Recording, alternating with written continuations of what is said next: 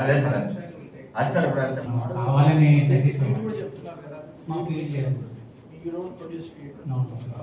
Only మీరు procure చేయడమే ఉన్నారు కదా సార్. ఇంతకీ మొదట 270 సార్. మొదటి ఖర్చుని కాంట్రాక్ట్ పెట్టి ప్యాకేజ్ రేట్ చెప్పండి.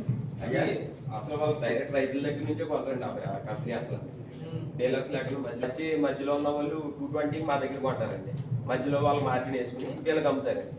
మరి ఇంకోటి కూడా ఏంటంటే ఇప్పుడు ఆంధ్రప్రదేశ్లో ఎంత హ్యూజ్ సుమారు 4 లక్షల ఎకరాల కల్చర్ జరుగుతుంది సుమారు మొత్తం స్టేట్ ఇండియా. అయితే ఓన్లీ ఆంధ్రప్రదేశ్లో ఇంత లార్జ్ అమౌంట్లో ప్రొడక్షన్ ఉన్నప్పుడు కేవలం 30,000 ఎకరాలు 25,000 ఎకరాలు వీళ్ళ వెహికల్ అంటే ఆ ఏజెంట్ దగ్గరికి వస్తుంది సార్. అతను దాన్ని డైవర్ట్ 230 రూపీస్ అయిందండి. రేట్లు తగ్గలేదా? 230 రూపీస్ కప్పింది సార్. అది రీజన్ ఏంటో మాకు తెలియదు సార్. అది రీజన్ ఇప్పుడు రీజన్ ఏంటో ఒకసారి చెప్పండి. ఇచ్చారు సార్ మొన్న నిన్న వెస్ట్ గోదావరి కలెక్టర్ గారు సీరియస్ అయింది. అందరూ ఉంటే కౌరుంతో నలుగురు రావటం ఆవిడ కూడా సీరియస్ అయింది అనమాట. లాస్ పోయేది ఏంటంటే ప్రతి పీస్కి రేట్ ఉండదండి. వీళ్ళు ఇంతకు మాట్లాడితే చూడండి సార్ ఏమన్నాడు 80 కౌంట్ అవసరం పడుతుంది 80 కూడా అవసరం పడుతుంది 40 పడుతుందని అన్నారు. ఆయన ఆ చిన్న విషయం ఆయన అన్నారండి. ఎందుకు అన్నారండి?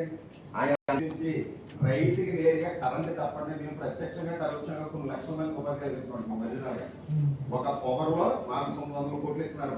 సరే ఇప్పుడు ఇంకో 180 కోట్లు పెంచారు. మాకు రైతుకి ఇచ్చేది అదే పెట్టట్లేదు అంటున్నా.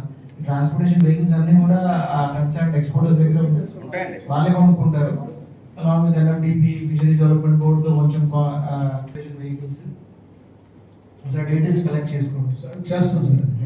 చెప్పండి మీరు చెప్పండి. తర్వాత ఇదే ఒక 100 కౌంట్కి అలా ఇస్తున్నారు. తర్వాత ఇప్పుడు 100 నుంచి 90 ఉన్నాయి, 90 నుంచి 80 ఉంది, 80 నుంచి 70 ఉన్నాయి. వాటికి ఏం చేస్తున్నారంటే వీళ్ళు పార్టీ కూడా ఎంత అనుకుంటున్నారు 330 రూపాయలు. నేను రైతు అంటే మేము 330 కడతాం ఇంటర్నేషనల్ మార్కెట్ పక్కన. సో ఇప్పుడు మీరు 275 కౌంట్ అనేది అక్రాస్ ఫ్రమ్ నెల్లూరు నుంచి శ్రీకాకుళం వరకు సేమ్ ఇదే ప్రైస్ సేమ్ రైట్. సో ఇది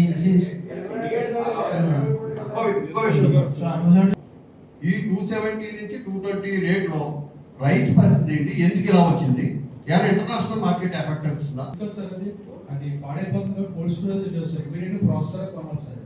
అది మెయిన్ ప్రాబ్లమ్ సార్. సో అంటే you have some L P F C godowns in cold storage కి పంపించి ఎవరు అప్లై చేయలేదు ఇక్కడ ఎవరు పెట్టుకోలేదు. రైతులు ఒక ఇద్దరు పెట్టుకోవచ్చు కదా.